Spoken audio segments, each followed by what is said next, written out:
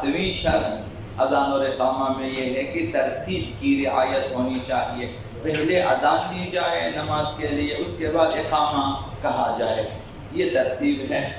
اگر جان بوجھ کر یا بھول کر یا مسئلہ نہ جاننے کی وجہ سے اقامہ کو اذان سے پہلے کہے تو پھر اس نے مستحب اذان اور اقامہ کو انجام نہیں دیا، اور لازم ہے کہ اگر اذان اور اقامہ پہ عمل کرنا چاہے جو ہے وہ پھر سے اقامہ کہے. وہ جو اقامہ کو پہلے کہا ہے وہ صحیح نہیں ہے. دوبارہ اذان کے بعد اقامہ کہنا چاہیے. اذان اور اقامہ کے جملوں میں بھی ترتیب ضروری ہے.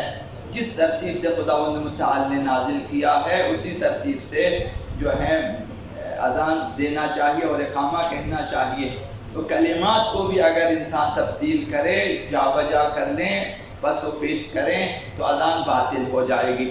مثلا حی علی الصلاۃ کو بعد میں کہیں، حی علی الفلاح کو پہلے کہیں. اس طرح سے شہادت توحید کو پہلے، تکبیر کو بعد میں، یا اس طرح سے ترتیب اگر تبدیل کریں تو پھر وہ اذان باطل ہو جائے گی. دوبارہ اذان دینا ہوگا اور اس کے بعد پھر اسی طرح اقامہ بھی دوبارہ کہنا ہوگا.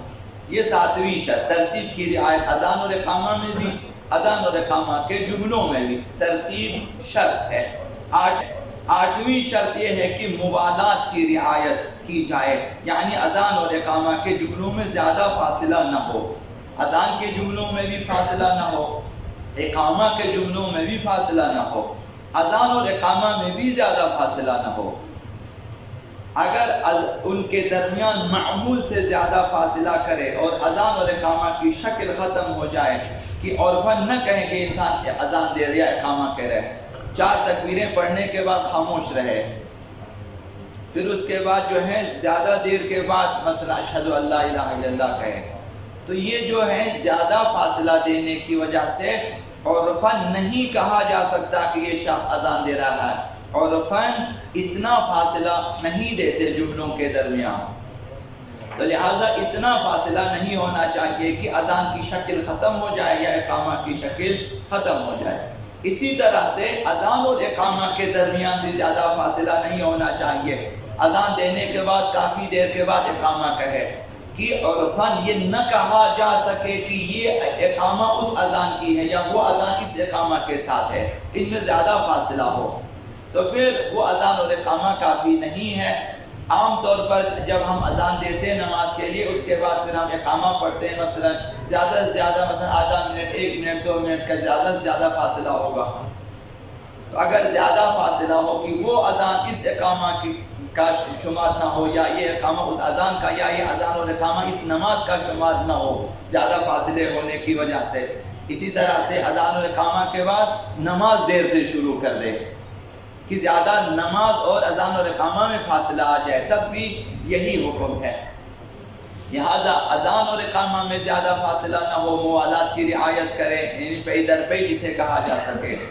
اذان اور اذان کے بعد اقامہ، اور اس طرح سے اذان اور اقامہ کے درمیان بھی زیادہ فاصلہ نہیں ہونا چاہیے.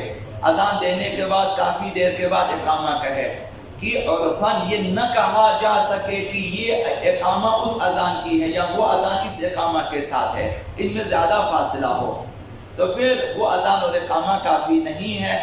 عام طور پر جب ہم اذان دیتے ہیں نماز کے لیے اس کے بعد پھر ہم اقامہ پڑھتے ہیں، مثلا زیادہ سے زیادہ مثلا آدھا منٹ، 1 منٹ، 2 منٹ کا زیادہ سے زیادہ فاصلہ ہوگا. تو اگر زیادہ فاصلہ ہو کہ وہ اذان اس اقامہ کا شمار نہ ہو یا یہ اقامہ اس اذان کا، یا یہ اذان اور اقامہ اس نماز کا شمار نہ ہو زیادہ فاصلے ہونے کی وجہ سے. اسی طرح سے اذان اور اقامہ کے بعد نماز دیر سے شروع کر دے کہ زیادہ نماز اور اذان اور اقامہ میں فاصلہ آ جائے، تب بھی یہی حکم ہے.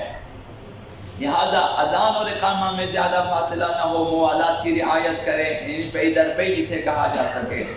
اذان اور اذان کے بعد اقامہ، اور اسی طرح سے اذان، اقامہ اور نماز کے درمیان بھی زیادہ فاصلہ نہیں ہونی چاہیے. لیکن جتنا فاصلہ مستحب ہے کہ ائمہ اطہار نے بیان فرمایا، فقہا نے اپنی کتابوں میں بیان فرمایا، اس سے موالات ختم نہیں ہوتا. جیسے مثلا اذان کے بعد 1 قدم آگے بڑھے یا کہا گیا کہ اذان کے بعد تھوڑی دیر کے لیے بیٹھ جائیں، یا کہا گیا کہ اذان کے بعد اقامہ سے پہلے ایک سجدہ کریں فاصلہ ڈالنے کے لیے، یا تھوڑی دیر خاموش رہیں، یا کہا گیا کہ 2 رکعت نماز پڑھیں.